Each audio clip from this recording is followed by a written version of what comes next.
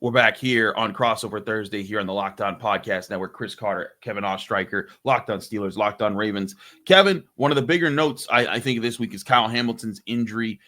He was questionable at the start of the week. What is an update on what's going on with him? Yeah, so on Wednesday, Hamilton did not practice. He was off on a side field working with the trainer in workout clothes. So he was out there, but not actually out there. The injury looked really bad when it first happened. And, on replay, it seemed like his foot got caught just barely under Mike Gesicki. I believe it was his foot. They kind of got tangled and the ankle twisted in pretty badly. But the great news coming out of the game was it wasn't considered a serious injury. He has a shot to play. I'd probably call it 50-50 right now. I think that Friday's injury report will probably be the biggest one in terms of determining the game, as it usually is, right? But I think that, the Ravens secondary, you talk about how poor they've been this season. Well, that comes with Kyle Hamilton being on the field for them. So obviously when he's not out there, that ceiling and the floor just plummets even further, and it'd be a big loss because he can do so much for them. Obviously, they love to use him all over the place. He's their Swiss Army knife, and as a blitzer, middle of the field, up at the line, deep half. I mean, they do everything with him.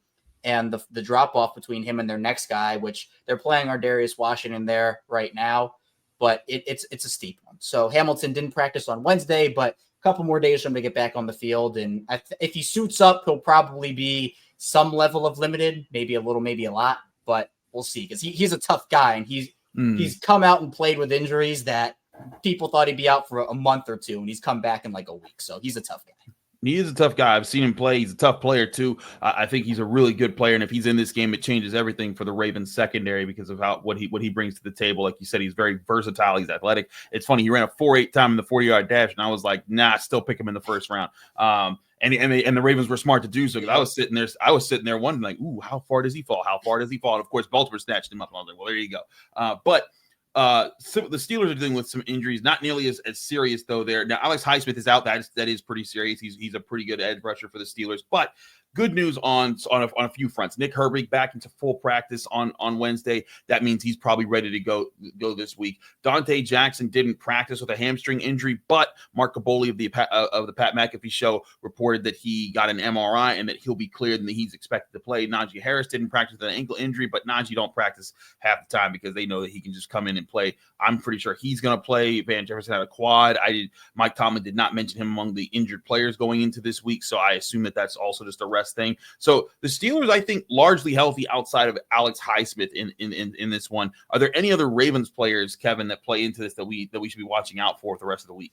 Isaiah Likely would probably be the one. He missed last week with a hamstring injury. He was back at practice on Wednesday, so that's something to monitor. Calvin Noy missed practice on Wednesday, one of their big edge rushers, but that was due to an illness, so we'll see kind of as that progresses along the week. But other than that, Baltimore is pretty healthy right now, which is honestly quite a weird thing for me to say at this time in the year, considering the Ravens have really had pretty rotten injury luck over the last 5 seasons at this point in the year. Usually they got mini CVS receipts as their injury reports, but it's actually only 5 or 6 players right now. So they haven't really had to deal with a lot. It's been guys who've had to miss a game or two, like Marlon Humphrey, for example, is one of those names, but they just got Keaton Mitchell back off of injured reserve. I expect him to play a bigger role than he did against Cincinnati last week. That was kind of just his, welcome back game. Now I think he'll have more of a role carved out for him.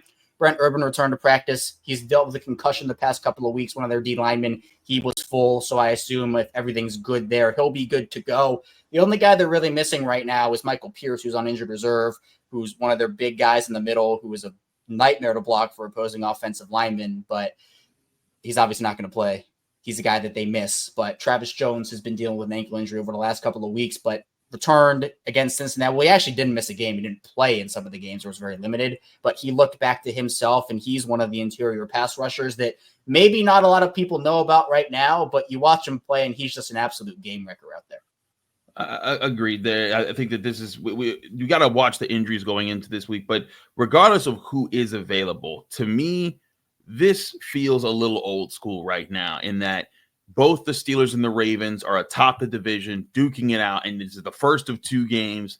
It just brings me back to like the heyday of when it was Hines Ward, it was Ray Lewis, it was Ed Reed, it was Troy Polamalu, and just you knew when the first time they met, there was going to be a second time, and both were going to be a lot of fun to watch. And it's the premier 1:00 game in a crazy slate of a weekend with all the games that are going to be going on. I'm really interested to see how this plays out. I also am interested to see how Russell Wilson and Lamar Jackson contrast in their styles. Lamar Jackson is the engine that makes the Ravens go. I would say that Russell Wilson's become the point guard that allows the Steelers offense to make plays. And so it's kind of funny. You got a guy who's more of a facilitator, who kind of has all the assists, a John Stockton, if you will, in Russell Wilson. Meanwhile, you got like Steph Curry and Lamar Jackson. He's just jacking up the threes all over the place. And I'm really intrigued by who's going to find more success with their style of play going into this game.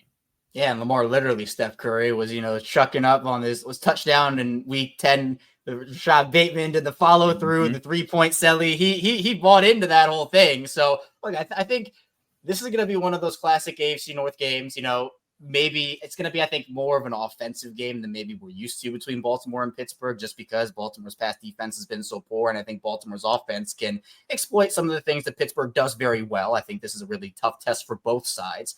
But I think that for the Ravens, if they can get off to a fast start, if they can establish the run against that Pittsburgh defense, and then obviously if they can get their pass offense going with everybody getting involved, I think that would be a nice path to victory on the Baltimore side of things. And, just a quick note, because we started with Patrick Queen and I had to end it with him too. He caused waves in Baltimore. Most controversial take of the offseason, talking about that Pittsburgh versus Baltimore food, and got the pierogies versus the crab cakes going on. We couldn't stand for it here. We could not stand for it in Baltimore. Look, I'm fine with pierogies. I like pierogies.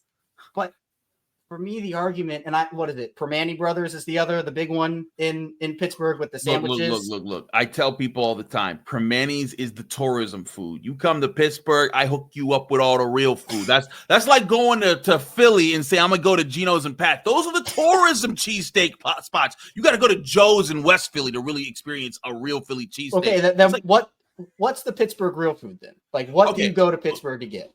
First of all, Pittsburgh's got insane pizza Minios, where I think we have the most pizza bars per capita in the United States. We got amazing wings with Will Penn. We got amazing everything. And Permane's, look, they're a staple. Fries on a sandwich. That's the thing there. But like, I'll tell you, Pittsburgh, we have Polish Hill. We are a city of immigrants. We have all different styles pouring into Pittsburgh as for a much deeper, rich experience. A lot of Italian food here as well here. So that's the thing. Pittsburgh is just much more diverse than I think people give it credit for. They just stick to the fries on a sandwich thing because that's just the thing that you always see on TV.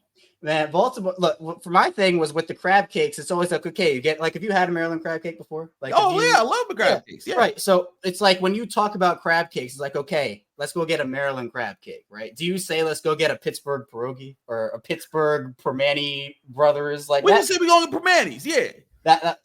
Man, the crab cake, because Patrick Queen was like, I like real food. And I'm just like, okay, is seafood not real food? Like, what constitutes real food? So everybody, because Patrick Queen was like, okay, fine, maybe you didn't like Baltimore, maybe you feel at home with Pittsburgh, but you bring the food into it now. Like, now you're bringing the city. Like, okay, now we have to have a talk about this. Now we have to really talk. That's gonna be great. Listen. I've enjoyed my time in Baltimore. I've enjoyed my time in Maryland. In fact, I was just in Maryland, and I had some crab cakes, and I do I like Old Bay spice. Y'all throw that on everything over there. But listen, I dig it, but I understand Patrick Queen wanting to throw some jabs in there. It seems like that's what he does so well. But that's what I'm so excited for, Kevin. There's rivalry back, man. Both these teams are good at the same time. They're exciting at the same time. There's players that are talking smack to each other. And it's going to be a big showdown, 1 p.m. Acrisure Stadium.